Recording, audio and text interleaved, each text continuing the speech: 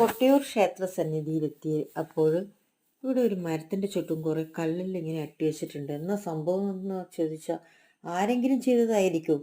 അതെല്ലാവരും ഇങ്ങനെ ഫോളോ ചെയ്യുന്നു. അപ്പോൾ ആ കല്ലിൻ്റെ അടുത്തൊക്കെ നിന്നിട്ട് കുറച്ച് സമയം വീഡിയോ എടുക്കുക, കുറച്ച് സമയം ഫോട്ടോ എടുക്കുക എന്നൊക്കെ വിചാരിച്ച് ഞാനും ആ കല്ലിൻ്റെ അടുത്ത് നിന്ന് ഏകദേശം അവിടെയുള്ള എല്ലാ കല്ലുകളും പൊറുക്കി അട്ടി വെച്ചിട്ടുണ്ടായിരുന്നു. അതുകൊണ്ട് തന്നെ മറ്റൊന്നും കണ്ടില്ല.